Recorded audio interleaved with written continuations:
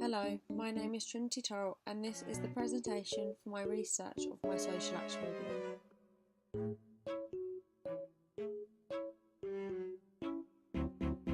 The topic I'm going to be focusing on is the inequality within rugby. To address this issue, I'm going to make a documentary around the under-15 girls team at the Worthing Rugby Club. This topic is especially important to me because I think the issue has a lot to do with the wider world. The aim of my documentary is to raise awareness within the local community at least. In order to make my documentary successful, I have conducted both primary and secondary research. In the following presentation, I will explain how I have carried this out.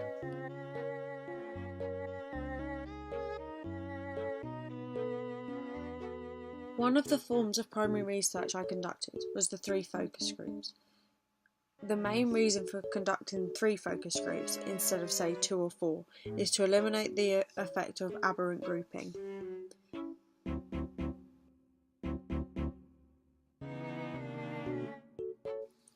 One of the activities in my focus group was to draw a rugby player. I asked the attendants to draw what they pictured when they thought of a typical rugby player. Here are the pictures that were drawn.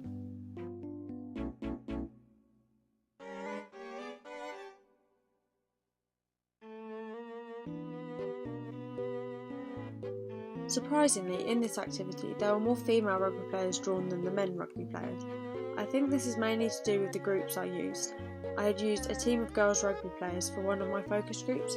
All of these attendants drew female rugby players. From my focus groups, I can conclude that people do know about women's rugby, but they don't really know about the divide between the genders.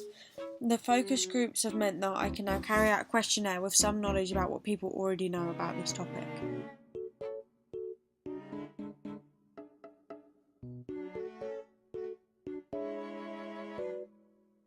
Having a questionnaire meant I could analyse and compare results that I got back. It also meant that I could divide up results into male and female respondents. What follows is the responses I got back from my questionnaire. The most common age answered was 17 years old, but I had ages range from 14 to 27. There was an even divide between male and female respondents. I also had one respondent say that they would prefer not to specify their gender. I then divided my responses by their gender. I feel like this was more relevant than ages, as my topic is about gender divide.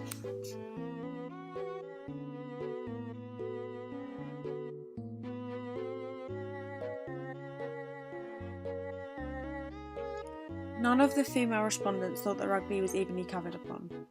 In the second question, around 65% of people said they knew nothing about rugby, 15% said they knew a bit, and then 15% also said they knew a lot. This has helped me in the fact that any technical language that is used, I may need to explain what it means.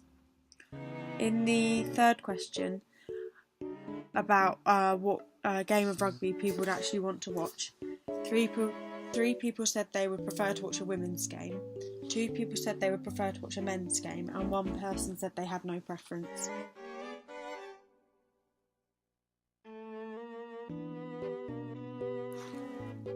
Alike with the female respondents, none of the men said they thought that rugby was evenly covered upon.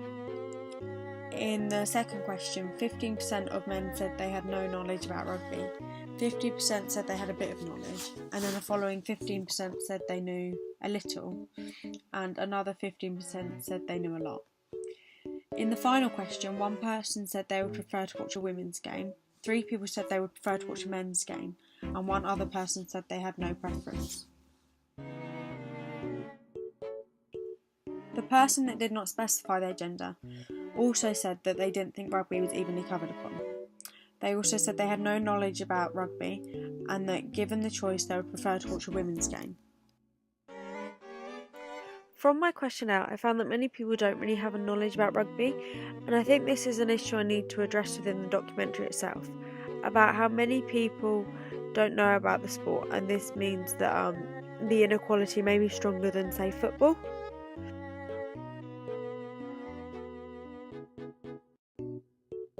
The definition of a target audience is to specify the audience that a platform or media is initially aimed for. It can be a concept like age and gender, but also more personal groupings like hobby and the type of job they have. I found my target audience from my questionnaire and my focus groups. I had found my target audience was females aged 14 to 18 who already had a knowledge about rugby. However, I didn't just want to make a documentary for the people who already knew about the issue, therefore I'm going to try and promote my media for a wider, more diverse target group.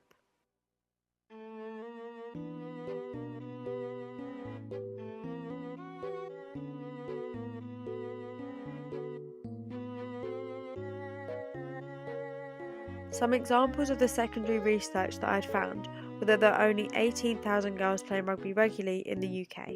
This is over 100 times less than the male players, which their number is around 2 million. Also, last year a full-time England player earned around 21,000 every year, whereas the men players were earning around 22,000 per match that they played in. And here we have some of the list of the websites I used in order to obtain my research.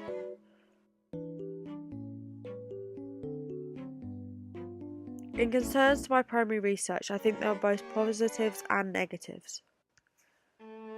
Some of the things that went well were it helped me realise that not everyone has a lot of knowledge about the sport itself, let alone the issues within it. I therefore know my documentary will be able to have an effect on people because for most of them it was an unknown topic.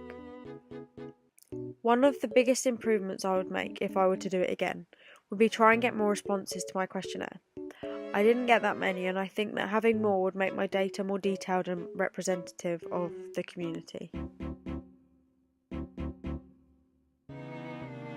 So, in order to prepare for my social action video, I've conducted focus groups and questionnaires.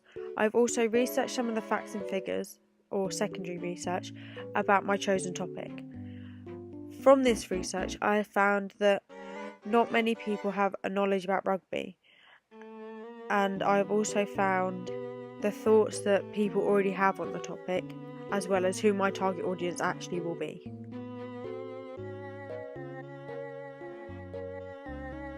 The information I've collected will help me create the layout of the documentary. I will not make it gender specific, I will not make it too unsophisticated so to only appeal to a younger target audience.